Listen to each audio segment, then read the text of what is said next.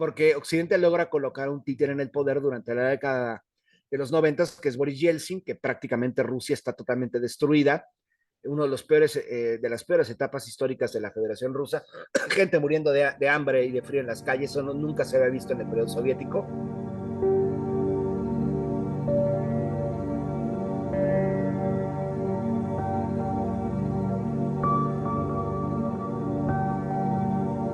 La propaganda antirrusa, muchísimos años, muchísimos siglos, tiene por lo menos 800 años la propaganda antirrusa en distintas facetas, no solamente contra un Estado ruso, sino contra todos los sucesivos estados de lo que hoy llamamos Rusia.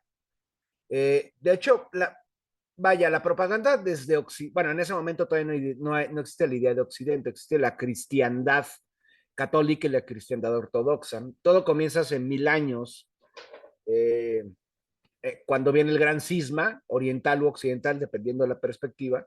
cuando rompen las iglesias ortodoxas y rompe la iglesia católica, apostólica y romana. Ahí comienza esta, digamos, tanto el cisma, pero también se empieza a crear una especie de dicotomía entre lo que es el oriente cristiano y el occidente, el oeste cristiano y el este cristiano. Un este que se vuelve una especie de acuerdo a la visión occidental, como una cristiandad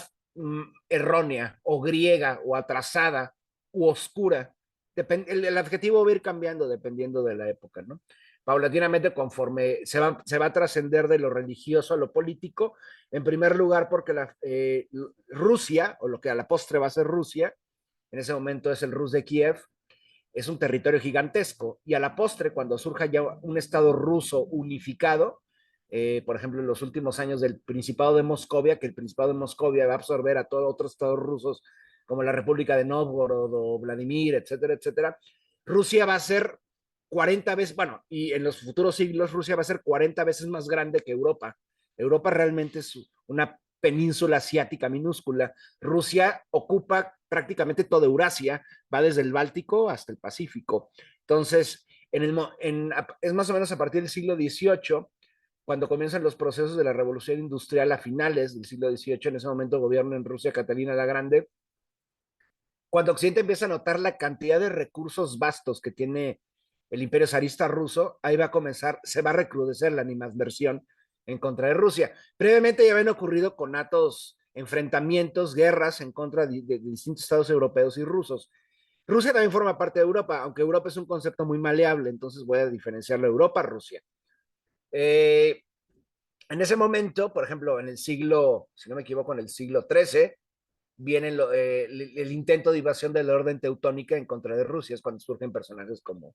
Alexander Nevsky o etcétera, ¿no? Que gracias a la alianza, por ejemplo, de Nevsky con los mongoles, logran resistir a la invasión germánica y de la orden de Livonia y todo esto, ¿no? Pero ya en el siglo XVIII es cuando ya se orquestan intentos ya de conquista y destrucción de Rusia, primero por polacos, la Polonia-Lituania, la mancomunidad polaco-lituana, luego viene Suecia también, y finalmente ya en el tránsito del 18 al 19, con Napoleón. Napoleón pues, es digamos, la primera guerra de supervivencia que tiene que librar la Federación, en ese momento el Imperio Zarista ruso. De haber ganado Napoleón, Rusia hubiera desaparecido y lo hubieran fraccionado en distintos estados, ¿no? Ahí es cuando, a partir del siglo XVIII, ya se puede rastrear la rusofobia muy bien definida. Caricaturas que caricaturizan a los rusos como monstruos. Nuevamente, la idea por la misma secularización del pensamiento, se empieza a convertir esta iglesia ortodoxa bizarra, se convierte en todo lo ruso, va a tener el papel de la iglesia ortodoxa, ¿no? En algunos casos también se extiende esto para la población eslava, por ejemplo, en la Segunda Guerra Mundial. Pero entonces va avanzando el siglo XIX y vienen otros invasiones y ataques en contra de Rusia. Una de ellas es la guerra de Crimea, por ejemplo, que en ese momento ahí Rusia pierde ante una coalición invasora de franceses, otomanos y británicos en el primer sitio de Sebastopol, 2 veces heroica, por cierto.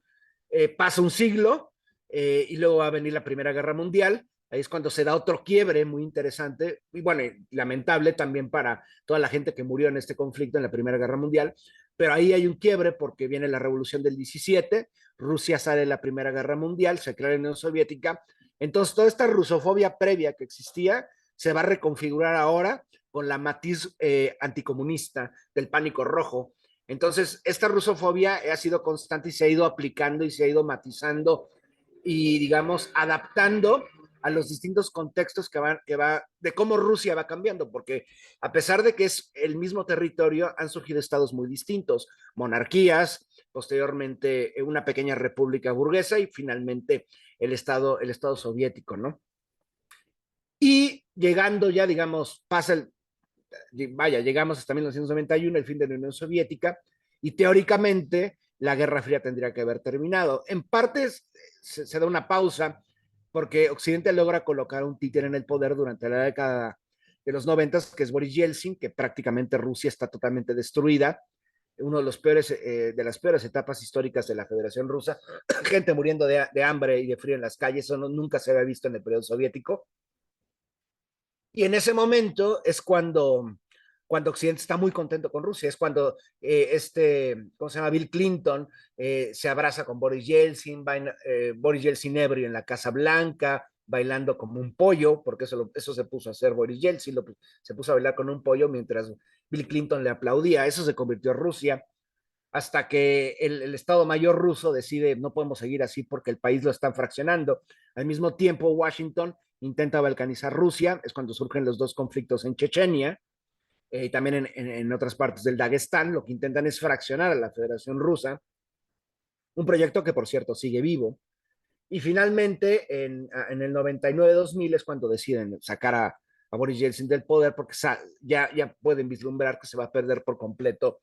el Estado ruso y es cuando accede al poder Vladimir Putin, que vive un proceso Rusia de reconstrucción en la siguiente década y finalmente en la anterior década, en la década de los 2010, es cuando Rusia, digamos, ya después de ese largo proceso de reconstrucción postsoviética, es cuando ya se puede volver a considerar una potencia tanto económica como también militar. Me atrevo a decir, con el contexto militar, la mayor potencia aeronáutica aérea de todo el planeta es la Federación Rusa